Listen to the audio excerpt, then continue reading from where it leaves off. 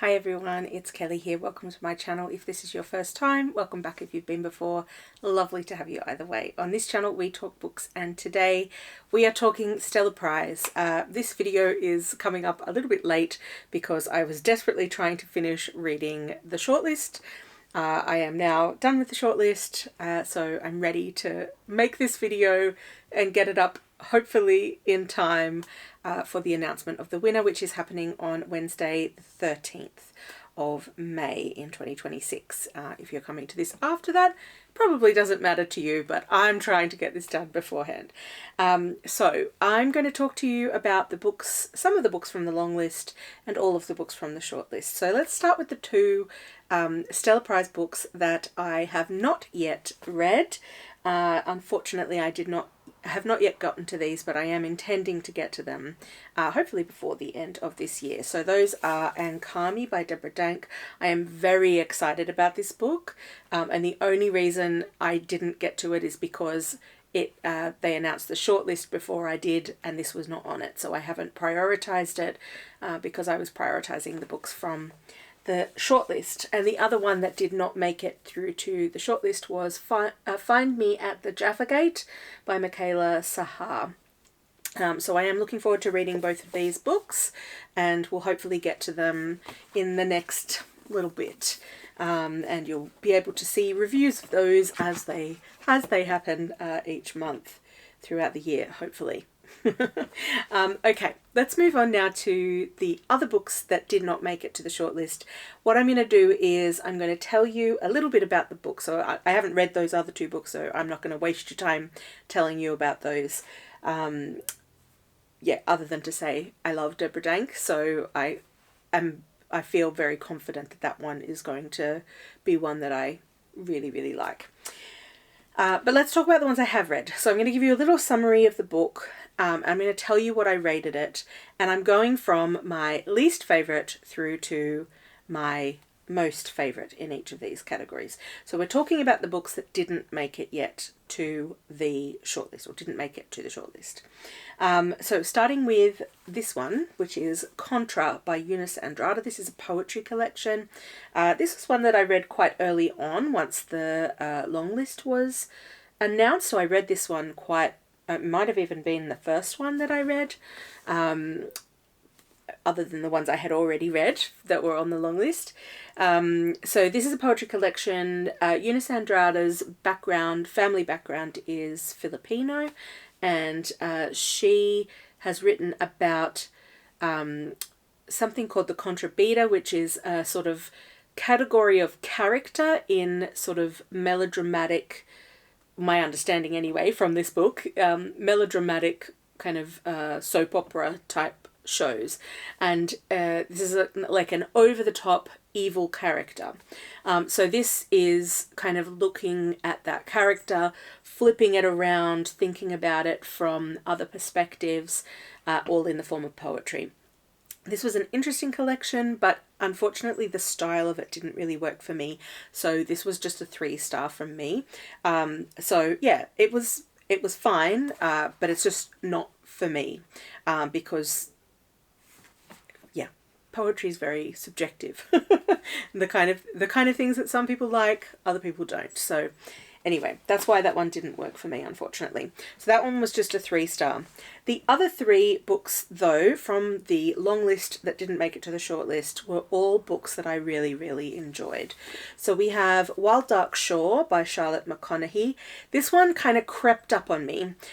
So we are following a number of characters and we're hearing from their different perspectives, which is a format that I do like if it's done well, and I feel like this was done relatively well. So this is following a family, a dad and 3 kids who are living on a remote island that has been used for research. It's down near Antarctica. The island itself is made up, but it's loosely based on Macquarie Island. And this family are there as the caretakers of the island. Previously it was a research station and there were researchers there, but there are no longer researchers there because climate change is affecting the coastline of this island and making it not possible for people to be there. The main kind of like central thing that's happening is that there is a seed bank. There is no seed bank on Macquarie Island. There are seed banks in other parts of the world that have like permafrost, and of course the melting of permafrost is a real problem. So it's kind of looking at what happens to this seed bank and what's happening with this family. This is very much a character driven book, although there are some like intrigue points and like scary points. Anyway, we're following this family, and this mysterious woman washes up on the shore, and they rescue her. She's very badly injured. She needs to recover, etc. And it's not possible. It's too remote for her not to have been trying to get to the island, and they're trying to work out who she is, why she was trying to get to the island, and she is being very evasive. So we also follow her point of view as well. So this was a really slow burn for me, even though I was kind of a little bit resentful at the beginning, and I was thinking, you know, I see what you're trying to do here, Charlotte McConaghy, and I don't appreciate it. I don't like being thrilled.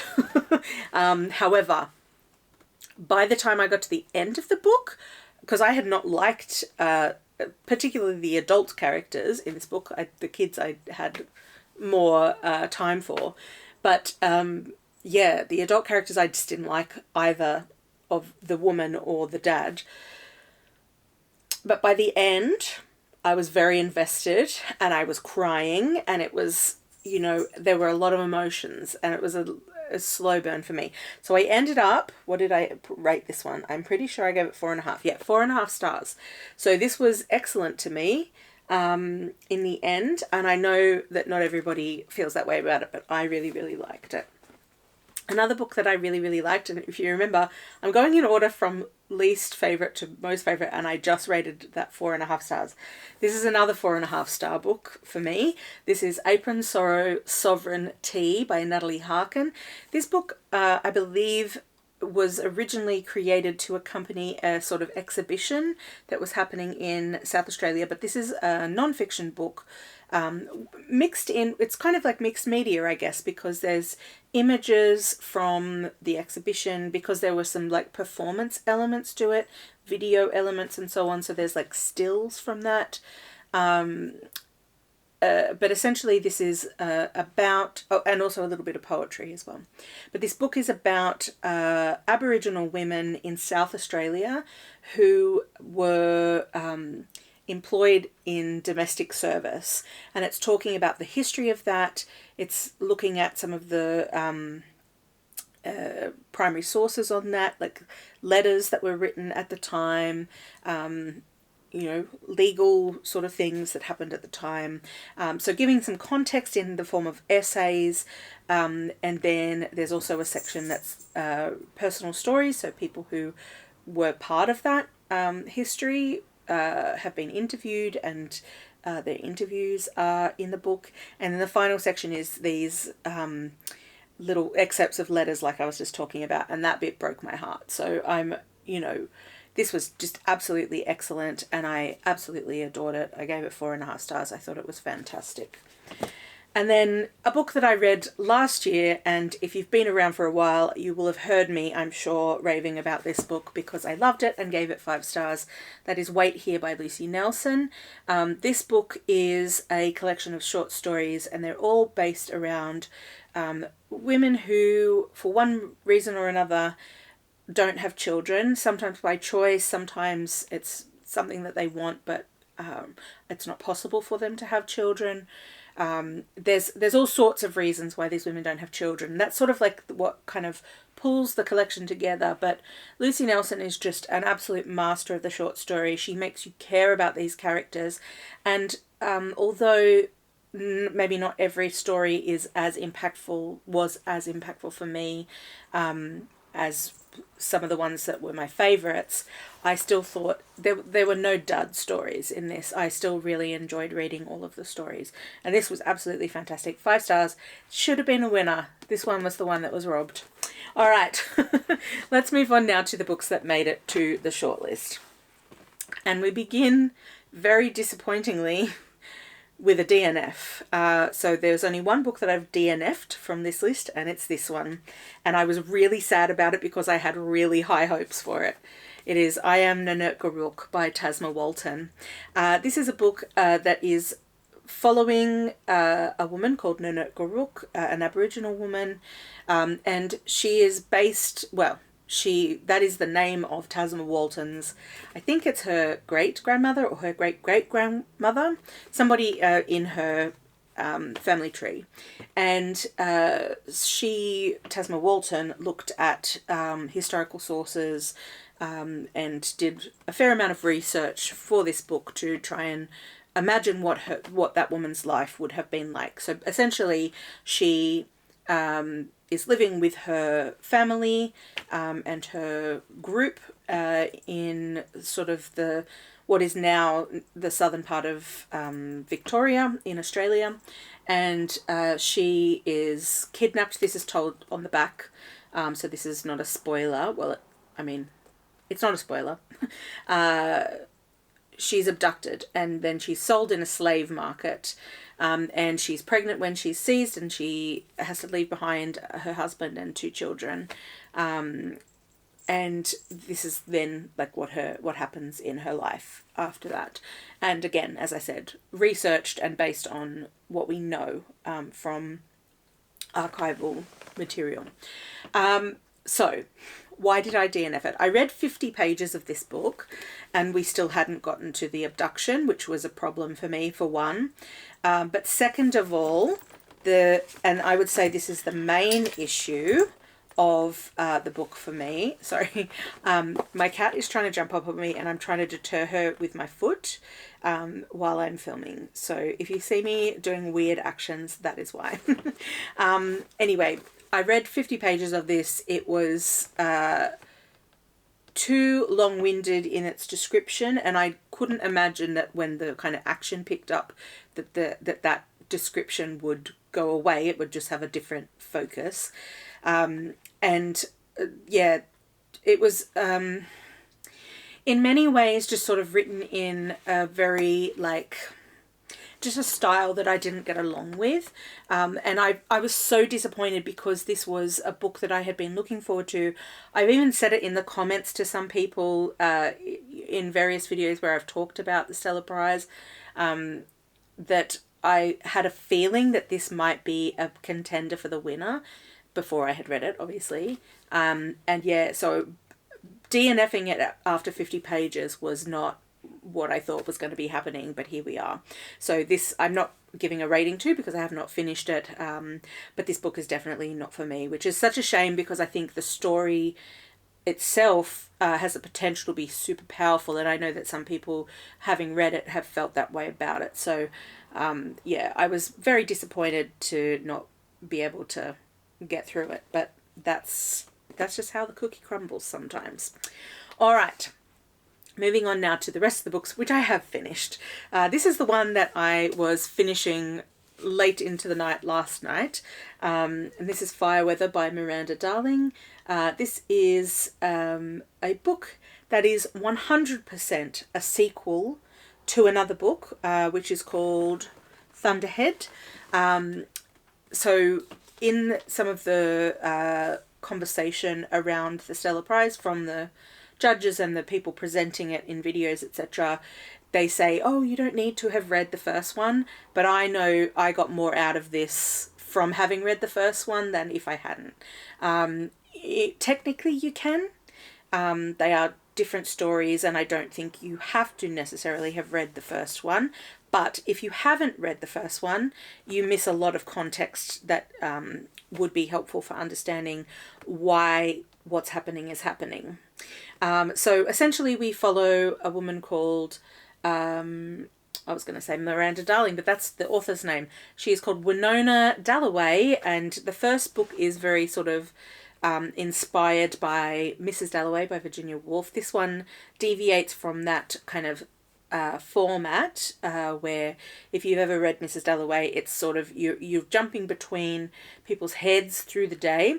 In Thunderhead, you just stay inside Winona's head, But it is sort of over the course of a day and kind of what happens and her thoughts and her kind of thinking about what happened in the past, etc. So it's similar in that way, but not jumping between different characters. In this book, we also stay in Miranda's head, and if I tell you what this book is about, it is 100% a spoiler for what happens in Thunderhead. So I won't tell you the plot in case you're planning to read these two. However, what I will say is, so I ended up giving this one 3.5 stars. There were aspects of it that I enjoyed. I really like getting into a character's head and trying to kind of follow their thinking and understand why they're doing what they're doing. However, with this character is like, it's a little bit chaotic because her brain is kind of jumping between lots of different things. There's an element here where you wonder is how reliable she is as a narrator, not to the point where I would say it's the unreliable narrator trope, but it's more, clearly there's some mental health stuff going on for this woman. She's clearly experienced trauma, and is responding to that trauma in many ways predictable ways, because of what has happened to her. However, is that affecting her capacity to narrate what's happening to the reader? We don't 100% know that.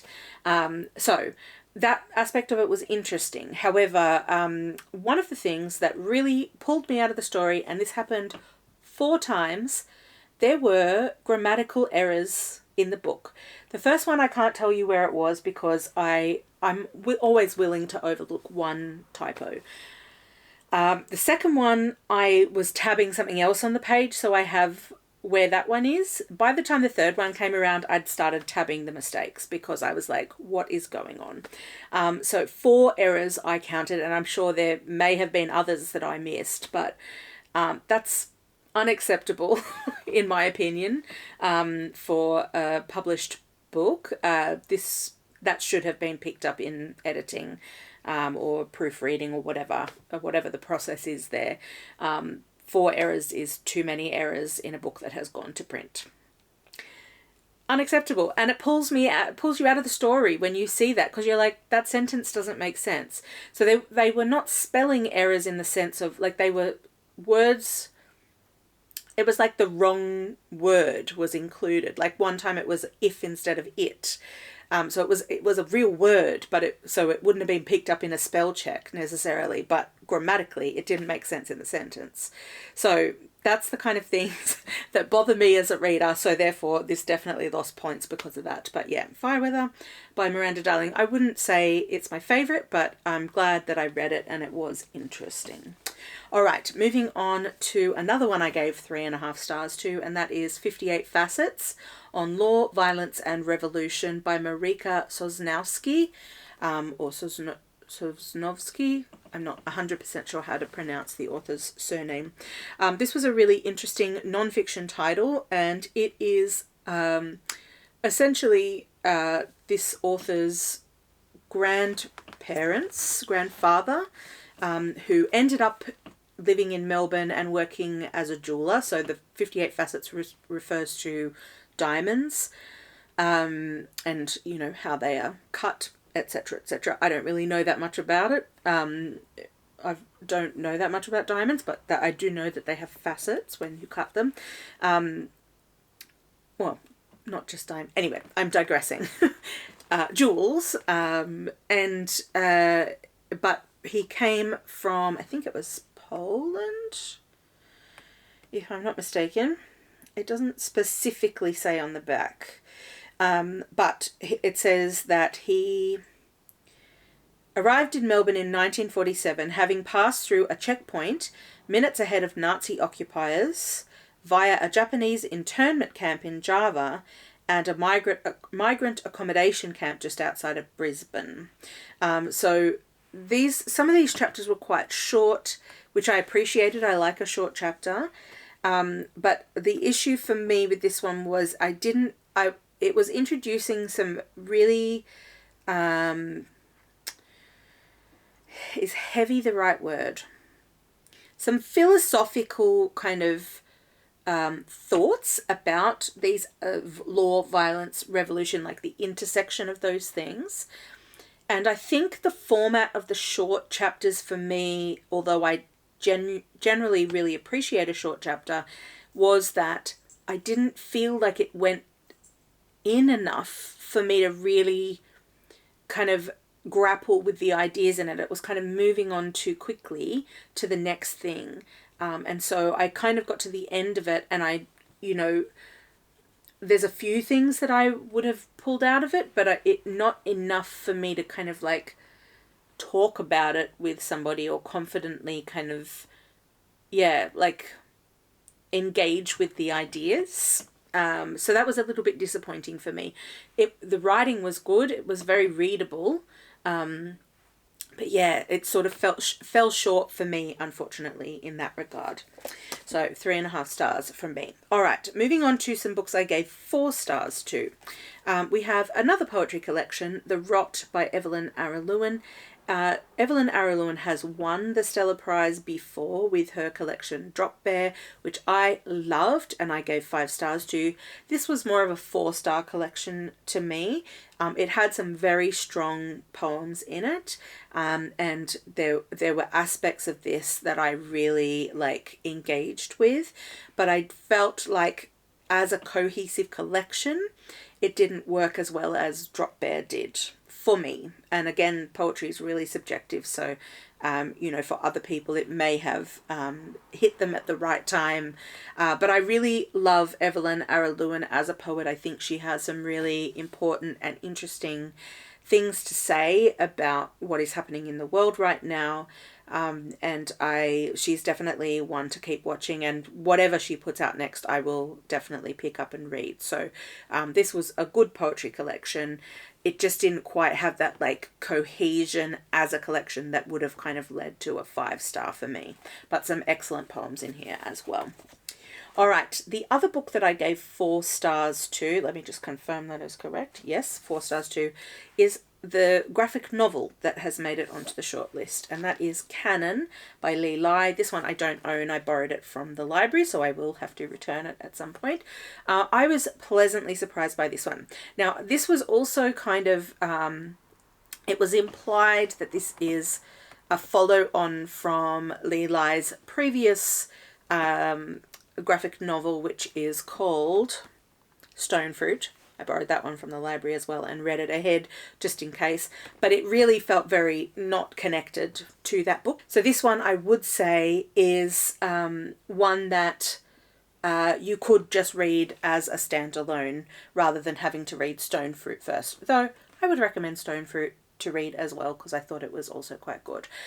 So Lee Lai is based in Canada but is an Australian, and this is a really beautifully done graphic novel about this trans character, the name of whom escapes me. Oh, yeah, they're called Canon. Canon is their nickname. Where did it come from? Canon, and it was because Canon was called, Lucy, nicknamed Loose Cannon, just Cannon. And the opening kind of scene of this graphic novel is a smashed up restaurant, and then we sort of go back and find out how we got here. And this is very much about how Canon kind of exists in the world and how Canon interacts with the people, other people that work in the restaurant where they work, and also just sort of people in their orbit generally. But particularly this one friend whose name I have forgotten. Anyway, doesn't matter. So there's a friend involved here as well, and it's a friend who is from school, and it's kind of looking at the relationship and how it has kind of shifted over time, but also kind of coming back to the strength of it and finding its core again. And I thought it was really well done and a very interesting read. And I'm glad that I have now read those 2 graphic novels by Lee Lai. All right, on to the final book, which is my fingers crossed, the one that I am hoping is going to be the winner, and that is Memorial Days by Geraldine Brooks.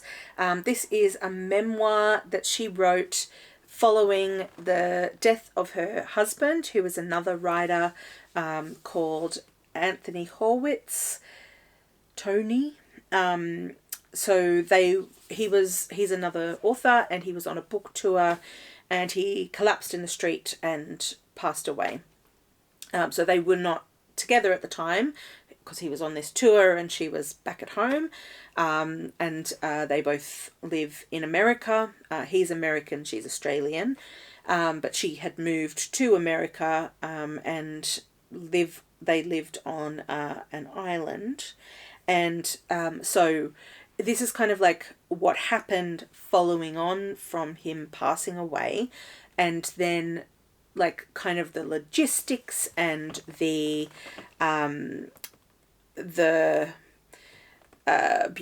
layers of bureaucracy that she has to kind of navigate in that. So we're kind of cutting between 2 timelines. It's the time back then, and then we're also cutting into a more recent time, 3 years later, where she's kind of finally giving herself permission to actually process what happened and to consider, like, to actually grieve properly in ways she didn't allow herself to at the time when he passed.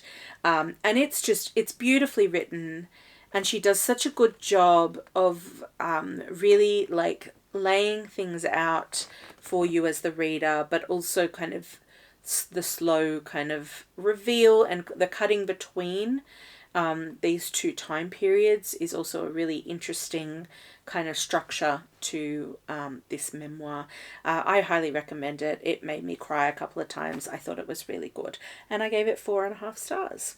So this is the one that I'm hoping will win, but really I'm so disappointed that Wait Here did not make it to the shortlist, because to me that is my 100% winner of this year's Stella Prize, and you can't tell me otherwise. You can't. It can't be done. So yeah, let me know down in the comments if you have been reading the Stella Prize, and if you have any thoughts about any of the books, if you've read any of these books, or if there's anything that I've talked about that sounds interesting to you that you want to have a try. Please let me know down in the comments. I will be watching on Wednesday to find out who the winner is. My fingers are crossed for Geraldine Brooks. I hope it's her year. Anyway, thank you so much for watching this video, and I will catch you on the next one. Bye.